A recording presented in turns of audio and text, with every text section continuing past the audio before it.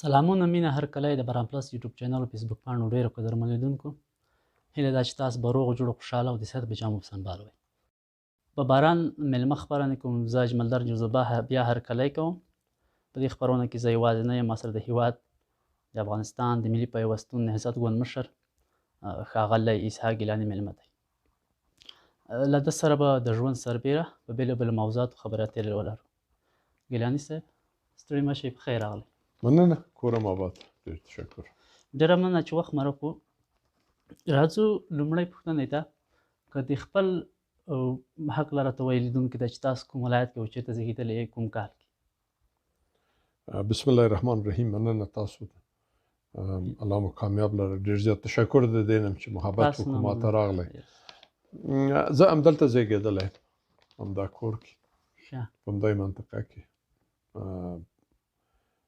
9 شپېته کاله مخکې یعنې اصلا خو د بل ولایت پورې تړاو لري کوم د کابل کې چې هر څوک چې هر چېرې تولد شي د هغې ځای پورې تړاو ساتي نو زما تذکره هم د کابل دی او متولد هم د کابل یم مګر زموږ جایداد په جلال آباد کې دی په سرخرود ولسوالۍ کې زموږ هدیره آبایي هدیره هم همالته دی چې زموږ د کورنۍ د غړو نه چې هر څوک وفات شي نو جنازه یې همالته وړو ډېر که د تعلیم په اړه مې ورته ووایي څومره تعلیم مو کړی او تر کومې کچې کومه برخه مو ویلې د اول صنف نه تر شپږمه پورې مسعود صد کې مې ویلې اووم نه بیا تر 12مه پورې نادریه لیسه او د هغې نه بعد بیا مې حقوق علوم سیاسي وي پوهنځي د ماسترۍ تر کچه پورې په دانشګاه تهران کې په تهران کې مې ویلې یعنې ماسترۍ مو د حقوقو برخه کې کړې حقوق سیاسي کې بلې حقوق سیاسي انسان ژوند کې هرومرو یوه تېروتنه کوي ځکه ژوند د تېروتنو نه وي ډک ستاسو په دې دومره عمر کې تر ټولو لویه تېروتنه کومه وه چې شاید اوس هم فکر کوئ چې هغه مو ډېره غوټه تېروتنه کړې تېروتنه خو چې انسان سره خدای درې څیزونه ملګري کړي دي خامخا انسان تېروتنه لري چې هغه نفس دی شیطان دی او شهوت دی حتما تېروتنې پکې شته دي هیڅ انسان داسې نه دی چې ډېر فوقالعاده وي او ووایي چې زما تېروتنې بیخي نشته او کم دي او یو افتخار چې لرم هغه دا دی چې د افغانستان په جهاد کې مې حصه اخیستی د افغانستان د ازادۍ دپاره جنګېدلی یم او تېروتنه داسې یو خاینانه عمل چې هغه زما د خلکو او زما د وطن دپاره نقصان وي زه خپل په مخ کې نه وینم چې الحمدلله داسې یو کار زما نه ده شوی نور ګناه به شوی وي دې کې شک نشته د جهاد خبره مو یاده کړه تاسو د شوروي اتحاد په وړاندې جهاد کې برخه اخیستې وه نو اصل جهاد بنیاد خو هماغه جهاد و چې کېښودل شو د وتلو ورځ هم ده او بالکل همیش دا افتخار د افغانستان د خلکو دپاره دی او هماغه مقدس جهاد و چې واقعا د افغانستان خلکو بغیر د توپیر د قومي او لساني نه یا ژبني توپیرونو نه ځان داسې متحد وښودو د بیګانه د یرغل په مقابل کې چې د هغې ساری په نور دنیا کې نشي لیدلی بلکل راځو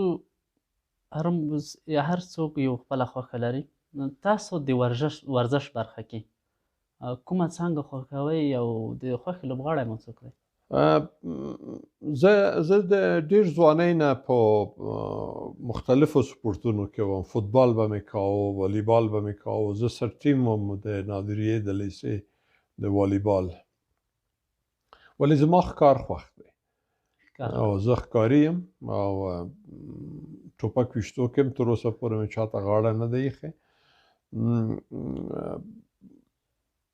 بهترین تفریح نه د غوښې دپاره چې سړی چې ووهي بیا یې وخوري، فقط د تفریح دپاره بهترین سپورت یا ورزش هغه ښکار دی. ښکار کوئ تاسو. د هېواد له تېرو تېرېږو، د هېواد اوسنیو سیاسي څهرو کې مو تر ټولو خوښ کس څوک دی؟ یعنې چې تاسو په دې باندې ډاډه یې چې یاره د هېواد ته ژمن کس دی، هېواد ته به کار وکړي؟ ژمن خلک خو الحمدلله په افغانستان کې ډېر دي. داسې نه دی چې سړی نوم واخلي چې فلانی فلانی، ولې موقع بعضې ته نه ده مساعد شوی. په تېر حکومتونو کې هم داسې وو، د ډېرو خلکو دپاره چې هغوی خپل وطن سره، خپل دین سره، خپل خلکو سره ژمن وو او خپل وظیفې او کار سره په صداقت او په شرافت باندې کار کاوه. هغوی ته چا مخه نه ورکوله، په مخ نه تلو، وروسته پاتې وو. اوس هم امکان لري چې دغسې واقعات وشي، ولې داسې چې مشخص ځای او نوم واخلم چې فلاني سړی قهرمان دی او هغه کولی شي چې افغانستان جوړ کړي، دا قهرمان سازۍ موږ ډېر وکړې او دا قهرمانان هم ولیده چې بغیر د خرابۍ نه یې بل هېڅ ونه کړي، بې ګټې تمام شول. متاسفانه. ژوند ګام ګام خاطره ده. تاسو په ژوند کې داسې خاطره تېره شوې ده چې اوس هم کله کله د هغې په اړه فکر وکړئ او وخاندئ ځان سره؟ داسې خاطره مو ژوند کې راغلې؟ خندا خو د ژوند مالګه ده. په ورځ کې سړی باید څو ځلې وخاندي، په دې چې دا ټول سیستم دننه د خندا سره تغییر کوي. او متاسفانه ډېر وخت شو چې د افغانستان نه خندا ورکه ده. زما دوهم لور چې پیدا کېدله نو یا تولد شوی و، نو پروفیسر رسول امین د الله وبخي زه ورغلم هغې ته، نو ما یو لست د نومونو جوړ کړی و چې زه خپل لور ته څه نوم انتخاب کړم.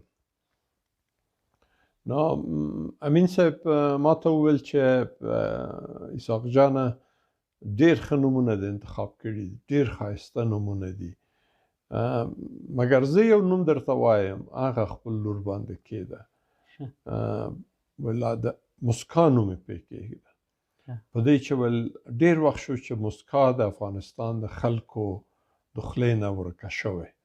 که خدای وکړي چې د ده په قدم باندې الله افغانستان خلکو ته مسکا ورکړي. نو ما خپل د لور نوم مسکا کېښوده چې متاسفانه تر اوسه پورې هغه مسکا ورکه ده چې کوم د افغانستان خلک ورپسې ګرځي. که اوس نظام، موجوده نظام تاسو ته د یوې دندې وړاندیز وکړي، آیا تاسو به دا دنده مخې ته یوسئ؟ دنده خو په مخ وړل ډېر مشکل کار نه دی.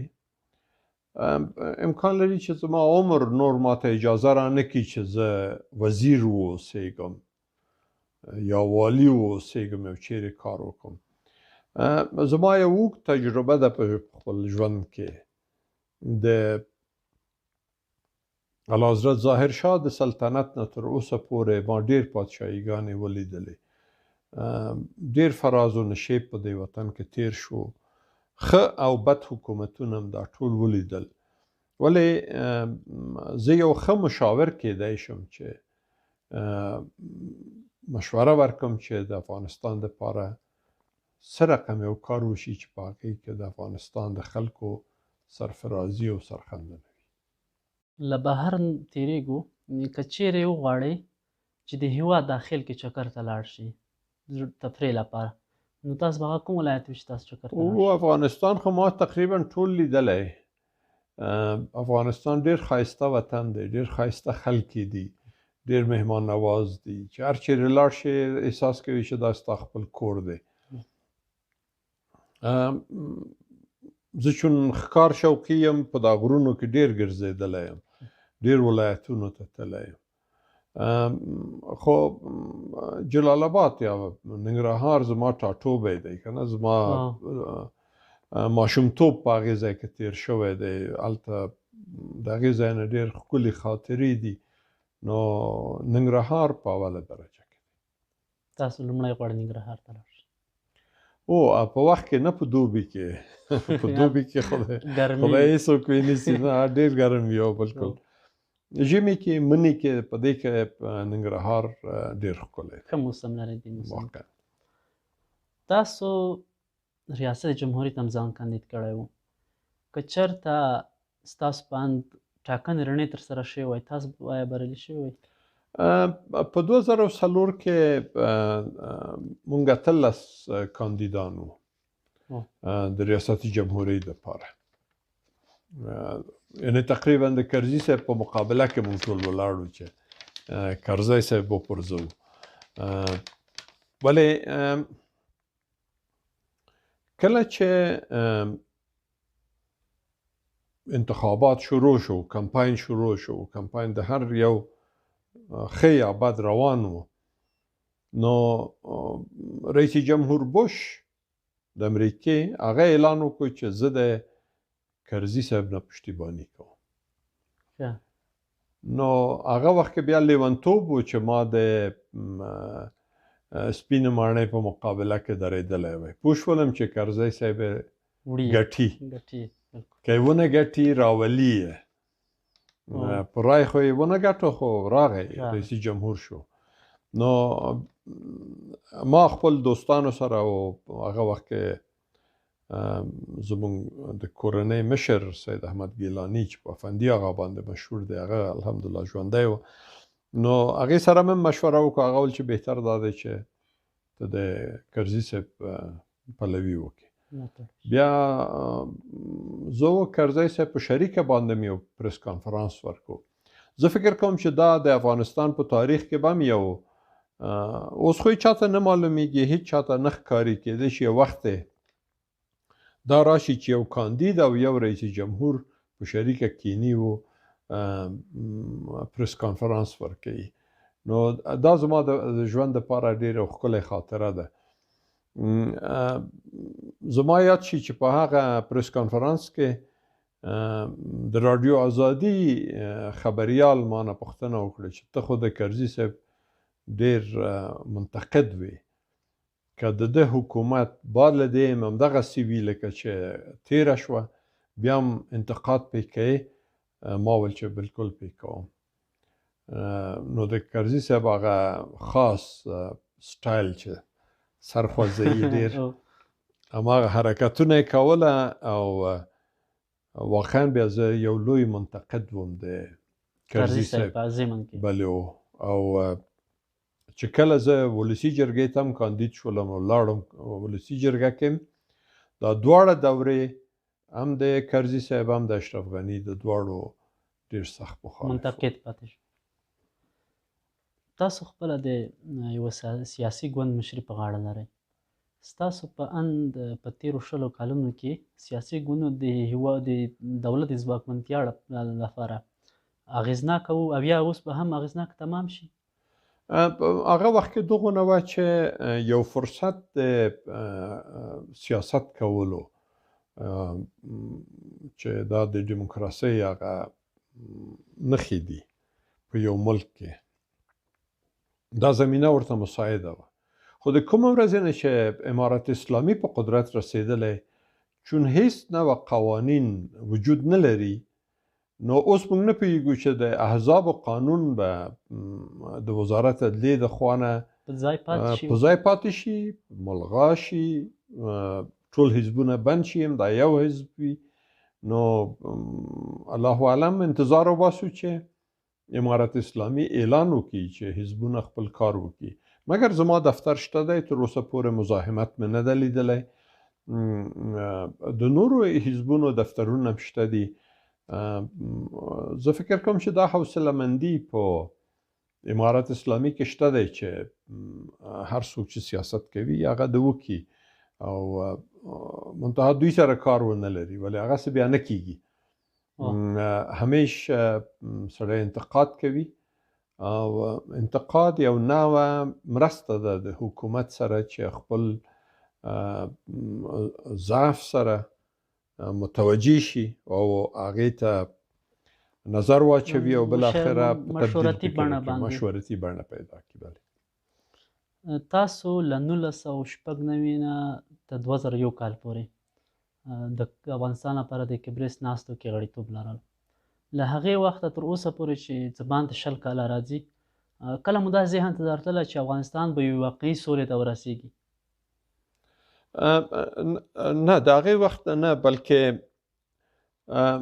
ما سوله د هغه وخت نه شروع کړه چې د ډاکټر نجیب حکومت و او په جلال آباد باندې جنگ و.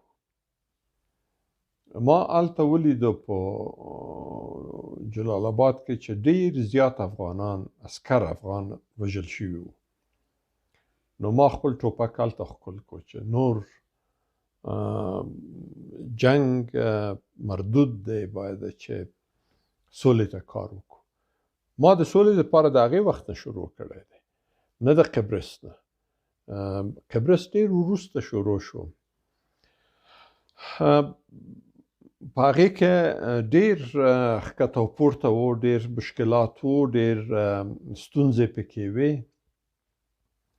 ولې د الله نه دغونه راضي یم چې هر څونه شکر وباسم هغه ادا کولی نه شم چې زما لاس د چا په وینو نه ده ککړ.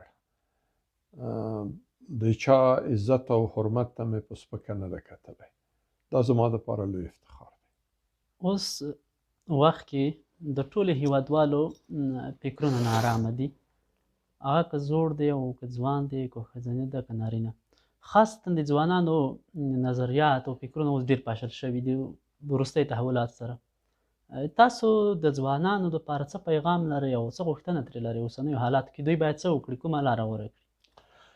یو لوی مشکل چې د ځوانانو پیدا شوه هغه د ډاکټر صاحب اشرف غني فارمول و چې جوانسازي، چې ځوانان مخې ته راولي. ټول هغه خلک چې افغانستان کې کار کړی او افغانستان یې پېژانده، اکثریتو ته یې تقاعد ورکړ، ځوانان یې راوستل په قدرت باندې چې خراب یې کړ. د ځوانانو تربیت ته ضرورت دی چې دوی باید تربیه شي او دوی زده کړه وکړي او واقعا ژمنتوب زده کړي چې خپل دین ته، خپل وطن ته، خپل خلکو ته، خپل دندې ته دوی څونه ژمن دي. چې په تاسف سره دغه شی رازه مات دی. زه امید کوم چې ځوانان خپله په دې چې موږ داسې یو رهبري متاسفانه نه لرو چې ځوانان د دغسې کارونو دپاره وهڅوي. زمینه هم نشته، غربت او بیچارګي و مفلسي هم هغه آخري حد ته رسېدلی. خپله ځوانان فکر وکړي چې دوی خپل وطن ته څنګه نجات ورکولی شي، څنګه په خپل منځ کې محبت پیدا کولی شي، څنګه سالم رقابتونه د دوی په منځ کې پیدا کېدی شي. بغیر د هغې نه زه داسې کس نه وینم چې دا ځوانان رهبري کړي او د دې ځوانانو په ژوندانه کې داسې یو تغییر راولي چې هغه واقعا د آینده افغانستان په ګټه وي. ډېره زیاته مننه ګیلاني صاحب چې وخت مو راکړو. ډېره مننه، ژوندي اوسئ. الله مو سرفراز الله. قدرمن لیدونکو، دا وه زموږ د باران مېلمه خپرونه چې تاسو لپاره مو وړاندې کړه. تر بلې داسې خپرونې کې زه اجمل در په چوپړ کې حاضرېږم.